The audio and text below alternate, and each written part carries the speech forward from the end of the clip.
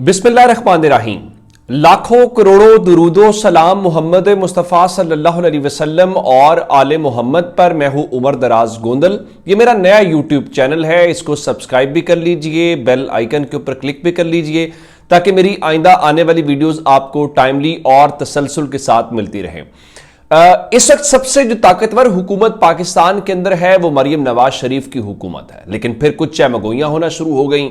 सबसे पहले मोहसिन बेग ने बात की और उन्होंने कहा कि जो इस्टेब्लिशमेंट है शायद वो मरियम नवाज की या पंजाब हुकूमत से खुश नहीं है। और उसके बाद एक कल गुफ्तगू जो है वो एक सीनियर सियासतदान मोहम्मद अली दुरानी ने मेरे शो में की और उन्होंने कहा कि पंजाब और विफाक के दरमियान एक स्ट्रेस नजर आ रही है। अब लोगों को ये बात समझ नहीं आ रही कि आखिर ऐसा क्या है, और यही बात उनसे ये पूछी गई जब मोहसिन बेग से कि आपके पास क्या इंडिकेटर है, तो उन्होंने कहा कि जनाब आइंदा आप मुस्तकबिल करीब में देख लेंगे। इस किस्म की बातें हुई। अब समझ ये नहीं आ रही कि ऐसा क्यों हो रहा है। अब आप देखते हैं कि मुलाकातों का मामला है इमरान खान से, और वो मुलाकातों का मामला अगर देखा जाए तो वो पंजाब हुकूमत की डोमेन के अंदर आता है कि मरियम नवाज की हुकूमत उनको मिलने नहीं दे रही। और आज सुहेल आफरीदी ने फिर आना है, उनका नाम भी है, लेकिन रात को मुनीफ फारूक हम न्यूज़ पे मंसूर अली खान साहब के शो में बैठे हुए थे और वो कहने लगे कि अडियाला जेल का दरवाज़ा खोलने बंद करने में वजीर आजम और पंजाब हुकूमत का कोई हाथ नहीं है। तो फिर किसी ने कहा कि फिर इसका मतलब तो ठीक हुआ कि जो सुहेल आफरीदी कह रहे थे कि मुझे शहबाज शरीफ ने कहा कि मैं पूछ के बताता हूं, तो उनकी वो बात तो खैर दुरुस्त साबित हुई, इसमें गलती वाली कौन सी बात है। फिर मुख्तलिफ वहां से खबरें विफाक से आई कि जनाब देखिए वो उनकी मुलाकात इस हफ्ते हो जाएगी। तो लोगों ने कहा चूंकि जुमेरात है तो मुलाकातों के हवाले से अब आते हैं इस बात की तरफ कि मरियम नवाज शरीफ की हुकूमत के हवाले से क्या खबर है। देखें, जो हुकूमतें होती हैं वो बहुत सारे कैलकुलेटेड स्टेप्स करती हैं, सर्वेस भी करवाती हैं, स्पेशल ब्रांच से भी रिपोर्ट्स आती हैं, खुफिया इदारे भी होते हैं, बहुत कुछ बताते हैं।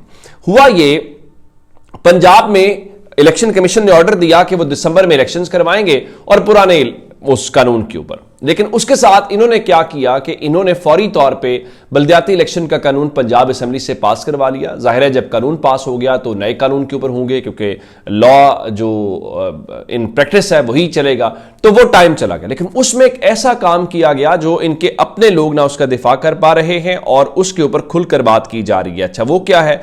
वो है जनाब जो इस वक्त पंजाब के अंदर इलेक्शंस हो रहे हैं, उन इलेक्शंस के हवाले से आज एक खबर, बल्कि गुज़श्ता रोज हमने खबर देखी जो जंग अखबार में लगी, और वो खबर थी इंसार अब्बासी की। लिखा कि पंजाब में नए कानून के तहत बल्दियाती इंतखाबात, पीटीआई को मुमकिना सियासी वाइट वॉश का सामना।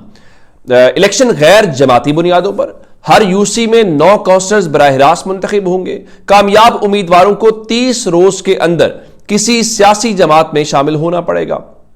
इंट्रा पार्टी इलेक्शंस केस में हतमी फैसले तक पीटीआई कामयाब उम्मीदवारों को सर्टिफिकेट जारी करने की अहल नहीं होगी।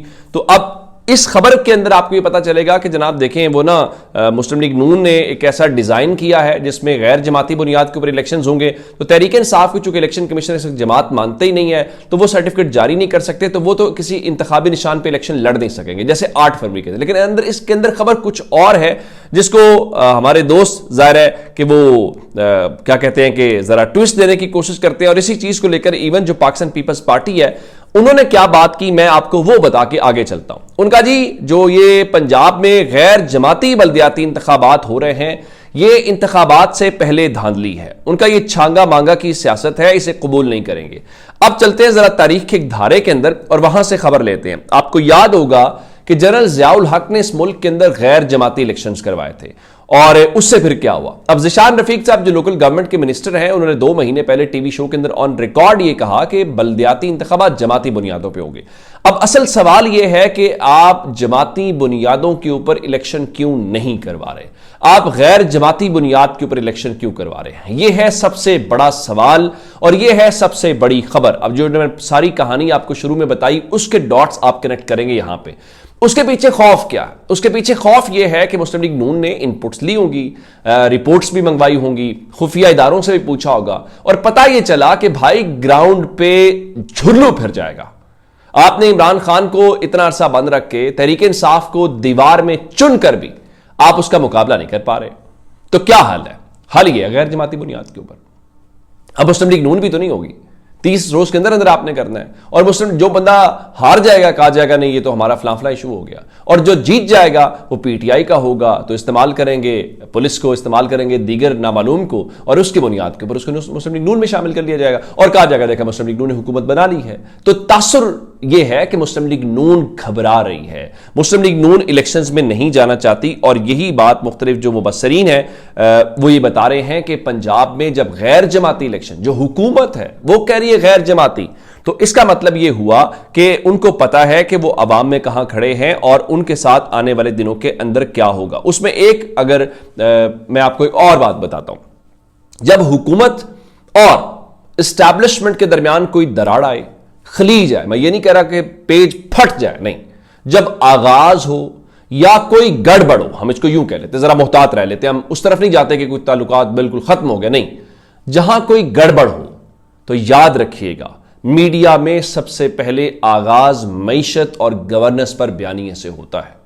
अगर आपको नहीं यकीन तो इमरान खान की हुकूमत गिराने से पहले कि आप चीजें निकाल लें कि गवर्नमेंट कहती हम ये कर रहे हैं, और टीवी टॉक शोज के अंदर हिदायत दी जाती थी या माहौल बनाया जाता था कि नहीं गवर्नमेंट नाकाम हो गई है और मईशत नाकाम हो गई है, ये हो गया वो हो गया। और अब अगर आपको कुछ ऐसा होता नजर आए तो समझ लीजिएगा, ये बात ठीक है कि इस वक्त आप सिर्फ टमाटर की कीमत पंजाब में देख लें तो आपको अंदाजा हो जाएगा। तो अगर ऐसा कुछ हो तो फिर आपको समझ आएगी जो मोहसिन बेग उस दिन कह रहे थे कि आपको आने वाले दिनों के अंदर पता चलेगा, या हालात आएंगे तो आप देख लीजिएगा। तो समथिंग इज फिशी, मैं आपको इतनी बात बता सकता हूं। तो एक और जो रियासत के हवाले से है, जिस तरह मैंने आपको बताया कि इमरान खान की मुलाकात के लिए आज वो जाएंगे, मुलाकात होती है नहीं होती वो अपनी जगह पे। तो पहले कहा गया जैसे हुज़ैफा रहमान वज़ीर मुमलिकत है, उनका जी मुलाकात होगी, हम इंतजाम कर रहे हैं। अब कहा गया जिस तरह वज़ीर आज़म के कोऑर्डिनेटर हैं राना एहसान, उन्होंने एक बड़ी अहम बात की है। उनका जी हम सुहेल आफरीदी की इमरान खान से मुलाकात को फैसिलिटेट नहीं करेंगे। रियासत समझती है कि खान साहब को सियासत की इजाजत नहीं होनी चाहिए। अब इसमें उनको बताना चाहिए कि रियासत से क्या मुराद है। क्या रियासत से मुराद मुस्लिम लीग नून है? क्या रियासत से मुराद नवाज शरीफ हैं? क्या रियासत से मुराद इस्टेब्लिशमेंट है? और फिर रियासत की तारीफ तो लोग होते हैं, रियासत दीवारों से नहीं होती, रियासत जो है वो लोगों से होती है। तो अगर लोगों से होती है, लोग तो इमरान खान के साथ हैं, और इस कदर साथ हैं कि हुकूमत आज जमाती बुनियाद के ऊपर इलेक्शन भी नहीं करवा पा रही, और आप कहते हैं कि नहीं हम उनको इजाज़त नहीं देंगे।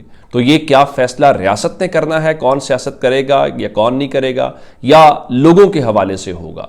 तो फिर रियासत का किस तरह से हम देखते हैं कि शानदाना गुलजार जो पाकिस्तान तहरीक इंसाफ की सिटिंग MNA है, उनके खिलाफ पीका एक्ट 2016 की दफात 11, 20 और 26A के तहत मुकदमा दर्ज कर लिया गया है, और कहा गया जी जो national cyber crime investigation agency है कि उन्होंने फेक न्यूज़ फैलाई हैं, रियासत मुखालिफ मवाद फैलाया है, और वज़ीर आज़म शहबाज शरीफ के खिलाफ जो है वो झूठी पोस्टें की हैं। और इसके बीच में खबर आती है फलां कंपनी छोड़ के चली गई, फलां कंपनी छोड़ के चली गई, और पाकिस्तान का वज़ीर ख़जाना कहता है कि कोई बात नहीं है, अगर पाकिस्तान से कंपनियां बाहर गई हैं तो बहुत सारी कंपनियां पाकिस्तान के अंदर आई भी हैं। तो अब इससे पूरे का पूरा आप जो पिक्चर है उसको समझ सकते हैं कि मंजरनामा बन क्या रहा है, और इससे अंदाज़ा होता है कि आने वाले दिन पाकिस्तान के अंदर बहुत इंटरेस्टिंग है, और सियासत क्या रुख इख्तियार करेगी वो मेरा ख्याल है थोड़ी पिक्चर वाज़े हो गई है। अब ये जो रियासत का ऐलान है इसकी जिम्मेदारी मुस्लिम लीग नून लेगी, ये बड़ा अहम सवाल है। अपना बहुत सारा ख्याल रखिएगा। चैनल अगर आपने अभी तक सब्सक्राइब नहीं किया वो कर लीजिएगा। खुदा हाफिज़।